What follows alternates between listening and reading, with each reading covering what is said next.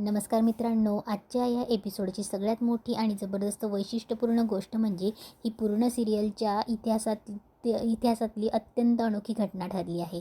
तब्बल 25 ते 30 मिनिटांचा हा पूर्ण एपिसोड चक्क एकही शब्द न बोलता पार पडला. समर आणि स्वानंदीने आपापसात न बोलण्याचा निर्णय घेतला होता. पण गंमत म्हणजे या संपूर्ण एपिसोडमध्ये फक्त ते दोघंच नाही तर घरातली आणि ऑफिसमधली कुणीच कुणाशी बोललेलं नाही आहे. प्रत्येकाला फक्त आणि फक्त इशारे आणि हावभाव करूनच संवाद साधला. चला तर मग बघूया या अनोख्या एपिसोडमध्ये नक्की काय घडलं आहे ते. सकाळी स्वानंदी समरसाठी नाश्ता घेऊन येते. त्यांच्यात अबोला असल्याने ती फक्त इशाऱ्यांनीच त्याला खाण्यास सांगते. समर तोंड फिरवतो तर स्वानंदी प्रेमाने त्याचा चेहरा हातात धरून मनवते. मानेला झटकं बसल्यामुळे समर वेदनेने मान धरतो तेव्हा स्वानंदी हसायला लागते. समर रागाने बघितल्यावर ती कानाला हात लावून सॉरी म्हणते. एकदम क्यूट पद्धतीने सॉरी म्हणते. स्वानंदी समर नाही म्हणतो तर स्वानंदी रागाने निघून जाते. पण प्लेटमध्ये गरमागरम शिरा दिसताच समरच्या तोंडाला पाणी सुटतं. स्वानंदी गेली आहे असं समजून समर गुपचूप शिरा फस्त करतो. पण स्वानंदी आडून चोरून बघत गालातल्या गालात हसत असते. रिकामी प्लेट पाहून स्वानंदी त्याला पकडते. दोघेही एकमेकांना दोषांचे इशारे करत असतानाच आनंद तिथे येतो आणि हाताची घडी घालून त्यांची ही मूक गंमत बघत बसतो. नंतर तोही या सायलेंट लँग्वेजमध्ये सामील होतो.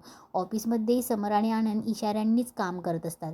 ड्रायव्हर टिफिन आणतो तेव्हा आनंद खोडकरपणे त्याला नकारतो. समर ड्रायव्हरला गुपचूप मागे बोलवून टिफिन घेतो पण आनंद तो पुन्हा हिसकावून घेतो. दुसरीकडे आदिरा खोलीत डू नॉट डिस्टर्बचा बोर्ड लावून फेऱ्या मारत असते. मल्लिकाने दार ठोठावताच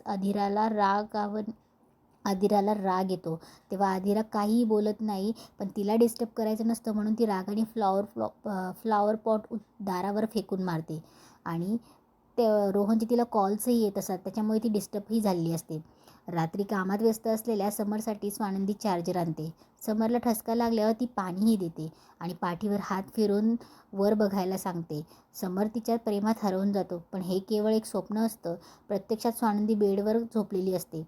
समर तिचे हवेत उडणारे केस हळूच बाजूला करणार तोच स्वानंदीला जाग येते. समर लगेच पाणी प्यायचे नाटक करतो पण शेवटी राग दाखवत लॅपटॉप जोरात बंद करतो. उशी चादर घेऊन सोफ्यावर जाऊन झोपतो. रात्री आजीला किचनमध्ये अंगावर पूर्ण रग किंवा चादर पांघरून घेतलेला एक संशयास्पद व्यक्ती दिसते. पाणी प्यायला आलेली स्वानंदी, नंतर जाग आलेला समर, आजी आणि स्वानंदी हे सगळे इशाऱ्यांनीच त्या माणसाला पकडण्याचा प्लॅन करतात. मल्लिका हातात काठी आणि आजी हातात झाडू घेऊन निघतात. जेवणामुळे आवाज बसलेले सुश आणि अंशूही या गदारोळात उठतात. अंधारात एकमेकांना धडकल्यामुळे सगळ्यांची उडालेली घाबरगुंडी बघण्यासारखीच होती.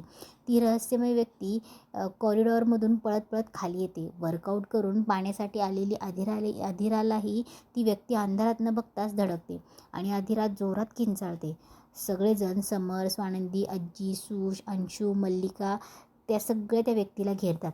मल्लिका काठी मारणारच तेवढ्यात समर पुढे होऊन त्या व्यक्तीच्या अंगावरचा तो रग बाजूला ओढून काढतो आणि समोर पाहतो तर काय, तो दुसरा तिसरा कोणी नसून रोहन असतो. रोहनला अशा अवतारात पाहून सगळे शॉक होतात आणि अधिरा त्याच्याकडे अत्यंत रागाने बघते आणि इथेच हा भन्नाट एपिसोड संपतो. मित्रांनो, खरंच कमाल आहे. विचार करा, या पूर्ण एपिसोडमध्ये कोणीही कोणाशी बोललं नाही.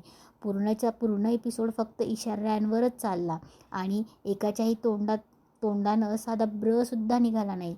तरीसुद्धा हा एपिसोड इतका रंजक ठरला आणि मनोरंजक झाला. तुम्हाला आजचा हा सायलेंट सस्पेन्स आणि कॉमेडी भरलेला एपिसोड कसा वाटला कमेंट करून नक्की सांगा आणि अशाच मस्त रिव्ह्यूसाठी चॅनलला नक्की सबस्क्राईब करा. धन्यवाद.